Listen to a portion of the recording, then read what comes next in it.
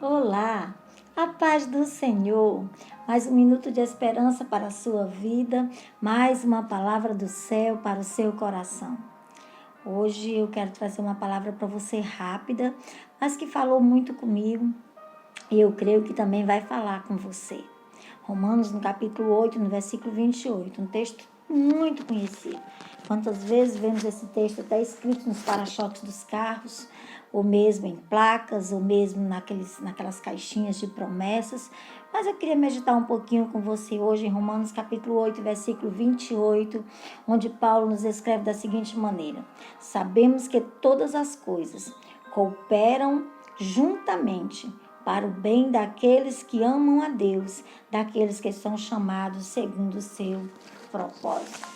Tem uma frase que eu sempre falo, que algumas pessoas até falam e dizem que é a minha frase preferida, que eu digo que o propósito sempre será maior do que a circunstância. O propósito que Deus tem na sua vida sempre será maior do que todas as circunstâncias que você estiver atravessando, que você tiver passado e que você ainda vai passar. O propósito sempre é maior.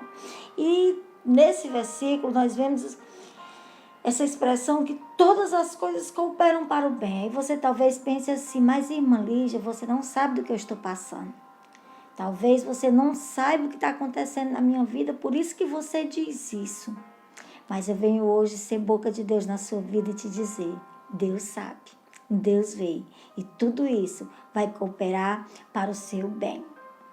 Porque Deus, Ele cuida de você, Ele cuida de mim, Ele cuida de nós. O cuidado de Deus é algo extraordinário e Ele cuida de mim e de você, mesmo que não pareça, mesmo que a situação seja adversa, mesmo que a tempestade seja grande, mesmo que as circunstâncias sejam terríveis na sua vida, mesmo assim, Deus, Ele cuida de você.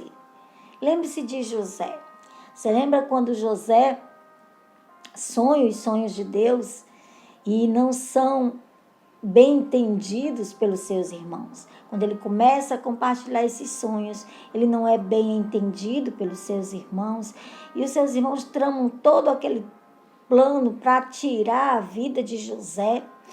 Colocam no buraco, depois tira do buraco, vende ele como escravo, ele é vendido para os ismaelitas vendem ele a Potifar, na casa de Potifar, o Senhor é com José. Todo o mal que os irmãos dele começaram a tramar ali na casa de Potifar, o Senhor já começa a transformar em bem, porque José se destaca entre todos daquela casa. Era um jovem de apenas 17 anos, mas Deus já o coloca como administrador, uma espécie de mordomo daquela casa, não só sobre a casa. A Bíblia diz que sobre todos os bens de Potifar. A única coisa que José não tinha acesso era a esposa de Potifar. E Satanás, vendo isso, faz com que aquela mulher se encante com a beleza daquele jovem hebreu, se apaixone por ele e comece a tentar aquele rapaz, a seduzi-lo. E a gente olhando assim de fora, parece que novamente a mão do Senhor se afastou. Mas todas as coisas cooperam para o bem daqueles que amam a Deus. E um dia aquela casa não tem ninguém, José vai ali para fazer os seus afazeres, para fazer o que ele costumeiramente fazia. E aquela mulher que a Bíblia diz que há muito tempo já fazia isso, não foi uma coisa de momento, há muito tempo. Ela se aproveita daquela situação em que ela está só com José e ela tenta forçar José a se deitar com ela. E José foge. Quando José foge daquela situação, ela fica com a sua túnica, na qual ela grita e os empregados vêm, as outras pessoas chegam e ela diz: o hebreu me envergonhou e tentou me possuir, tentou fazer algo mal comigo, resultando em José indo para a prisão. Aí você talvez diga assim: mas irmã Lídia, onde é que está o cuidado de Deus aí? É porque é da prisão que ele vai para o palácio. É da prisão que ele vai para a totalidade do cumprimento da promessa de Deus na vida dele, para chegar no propósito que Deus tem para José, porque o propósito sempre será maior do que a circunstância. Na prisão ele também se destaca, na prisão ele também fica ali como líder daqueles presos, como uma espécie de gerente daquela prisão.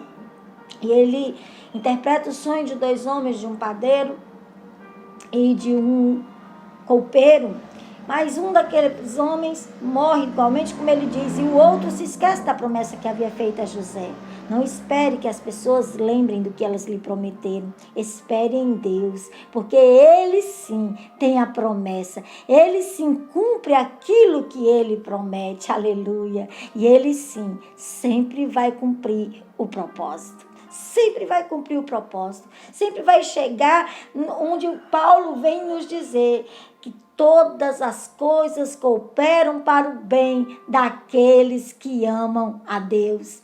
E um dia o outro se lembra de José e fala de José para Faraó, que também havia sonhado um sonho e não conseguia encontrar a interpretação. E José é chamado para a presença de Faraó, para ouvir o sonho e interpretá-lo. José já toma um banho, faz a barba e já se apresenta de uma forma a cumprir o propósito de Deus na vida dele. Faça a sua parte e deixe que o Senhor conduza a sua vida, para que todas as coisas possam cooperar para o seu bem. Aleluia. José chega à presença daquele homem, interpreta aquele sonho e é colocado como governador do Egito. E anos mais tarde, 20 anos depois, lá do começo, quando ele foi jogado no buraco, os seus irmãos estão diante dele.